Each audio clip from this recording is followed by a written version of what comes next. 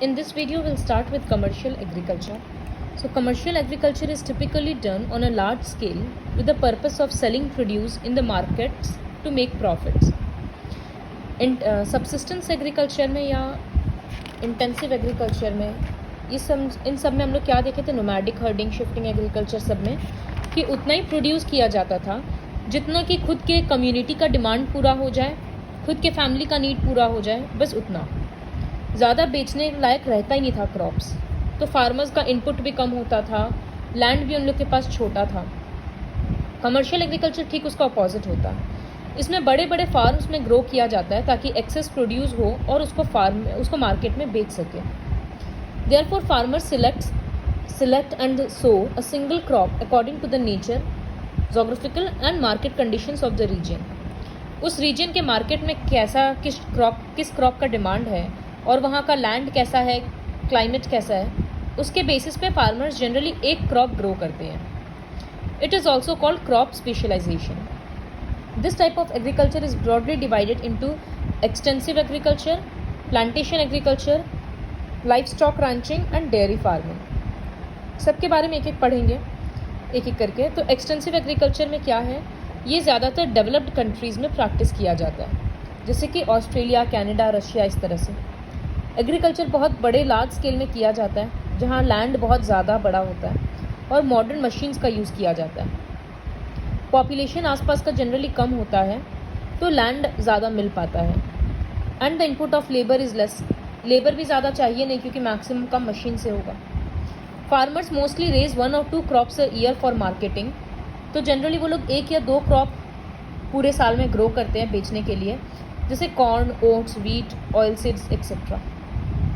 Proper storage facility चाहिए होता है, क्योंकि बहुत ज़्यादा प्रोड्यूस होता है। When animals are reared along with the cultivation of land, it is called mixed farming. कभी कभी एनिमल्स के साथ साथ लैंड के साथ साथ एनिमल्स को भी पाला जाता है। लैंड में कल्टिवेशन हो रहा है और उसी में एनिमल्स का रियरिंग हो रहा है, तो फूड क्रॉप्स भी मिल रहा है और एनिमल्स से एक्स्ट्रा इनकम भी मिल रहा है। जैसे अर्जेंटीना, ईस्टर्न यूएसए, न्यूजीलैंड, इस तरह के कंट्रीज़ में किया जाता है। जैसे इस फोटो में दिख रहा है, पैडी मतलब यहाँ राइस ग्रो किया जा रहा है, तो राइस के लिए पानी थोड़ा ज़्यादा चाहिए। अब उसी पानी में डक्स को रख दिया गया है, डक है, फिश है, तो उन सब से एग्स वगैरह मिल रहा है, उसको भी बेचा जा रहा है, उस एनिमल का मीट भी बेचा जा रहा है और पैडी भी मिल रहा है। Next is plantation agriculture.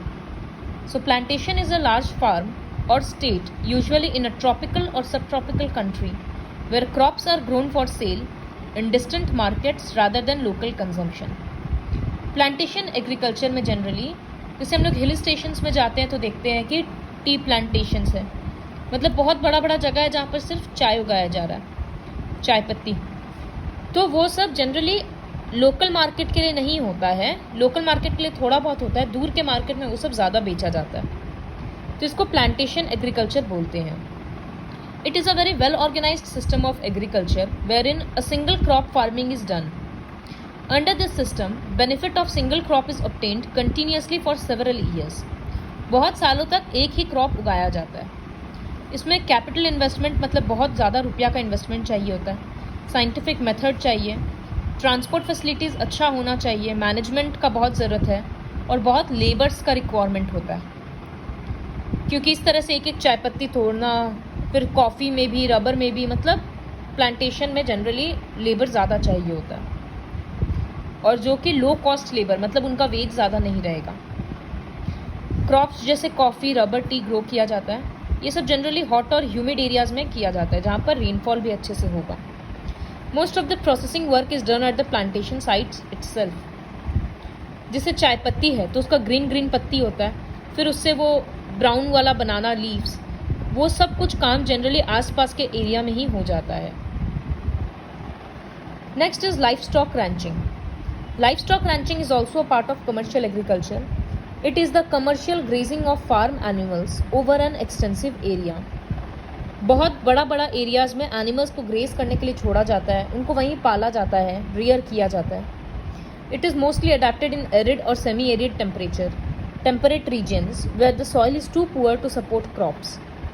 उस तरह का सॉइल जहाँ पर क्रॉप्स ग्रो नहीं किया जा सकता, तो वहाँ पर फॉडर क्रॉप्स या कुछ उस तरह का क्रॉप्स ग्रो कराकर एनिमल्स को रखा जाता है।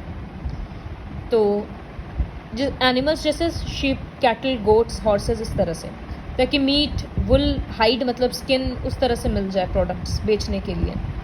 सो America, South Africa, Australia, New Zealand में ये सब प्रैक्टिस किया जाता है। Next is dairy farming. It is a specialised form of agriculture for the large-scale production of milk. It is a labor-intensive activity. Worldwide, India is the largest milk producer and New Zealand is the largest cow milk exporter. तो dairy farming में क्या किया जाता है, दूध से related जितना भी प्रोडक्ट्स होता है, मिल्क से रिलेटेड, वो सारा प्रोड्यूस किया जाता है। India is the largest milk producer and New Zealand largest cow milk का एक्सपोर्टर है, मतलब सबसे ज़्यादा मिल्क दूसरे कंट्री में न्यूजीलैंड भेजता है। Next is major crops. So बहुत सारा क्रॉप्स है मेजर, जिसके बारे में हम लोग पढ़ेंगे डिटेल्स में। तो मेन 3 क्रॉप होता है, सीरियल्स, फाइबर क्रॉप्स और बेवरेज क्रॉप्स। सीरियल्स में जैसे राइस और वीट आता है। एक एक करके पढ़ते जाएंगे। इन सब के बारे में हम लोग पढ़ेंगे कि कैसा सॉइल कंडीशन, रेनफॉल कितना, टेम्परेचर कितना, इस तरह से। जैसे राइस के लिए सॉइल टाइप है alluvial, loamy and clayey soils. तो एलुवियल सॉइल बहुत फर्टाइल होता है, लोमी सॉइल भी फर्टाइल होता है, क्लेई सॉइल में क्ले ज़्यादा होता है तो वो पानी ज़्यादा एब्जॉर्ब, रिटेन कर पाता है। तो इस तरह के सॉइल्स में राइस ग्रो किया जाता है। टेम्परेचर 24 डिग्री से ज़्यादा का चाहिए, with minor variations during sowing, growing and harvesting season. मतलब ओवरऑल टेम्परेचर 24 या उससे ज़्यादा का रहता है। फिर सो करने के टाइम पे, जब वो ग्रो हो रहा है उस टाइम पे, और हार्वेस्ट करने के टाइम पे थोड़ा बहुत टेम्परेचर वैरी कर सकता है। रेनफॉल 100 सेंटीमीटर से ज़्यादा का। किस एरियाज़ में ग्रो किया जाता है, डेल्टा रीजन्स में, रिवर वैलीज़ में, जहाँ पानी अच्छे से मिल पाएगा। Terraced fields and mountainous regions are ideal for cultivation of rice. Terrace farming के बारे में हम लोग जानते हैं, हिल स्टेशंस में होता है, हिली रीजन्स में, तो वहाँ भी राइस कल्टिवेट किया जाता है। Rice producing areas in the world, China है leads the production of rice, followed by India. Indonesia, Bangladesh, इस तरह से ये सारा कंट्रीज़ में राइस प्रोड्यूस किया जाता है। इंडिया में राइस कहाँ कहाँ प्रोड्यूस किया जाता है, पंजाब, उड़ीसा, तेलंगाना, छत्तीसगढ़, तमिलनाडु, वेस्ट बंगाल, इस तरह से। सबसे मेनली राइस वेस्ट बंगाल में कल्टिवेट किया जाता है। फिर इसी तरह से वीट के रिक्वायरमेंट्स के बारे में पढ़ेंगे। तो सॉइल होगा उसके लिए लोमी। टेम्परेचर सोइंग के टाइम पे, मतलब जब सीड्स लगाते हैं तब 10 to 15, जब हार्वेस्ट करने का टाइम आता है तब 20 to 25 डिग्री सेल्सियस टेम्परेचर चाहिए। Rainfall 75 to 100 centimetre and harvest period should be Frost free, मतलब उस टाइम तक ओस नहीं होना चाहिए, ठंड नहीं रहना चाहिए उतना। Areas mid latitudinal and dry sub tropical regions. It is the main crop of temperate regions. Tropical के बाद वाला रीजन टेम्परेट रीजन आता है। वीट प्रोड्यूसिंग एरियाज, तो कंट्रीज़ ये रहा, और इंडिया में कौन कौन सा स्टेट में है वो पढ़ना है। ये हम लोगों को पता है कि वीट नॉर्थ इंडियंस का स्टेपल डाइट है, तो ऑब्वियस सा बात है कि नॉर्थ इंडिया में ही ज़्यादा ग्रो किया जाता है। So will continue the rest of the portion in the next video.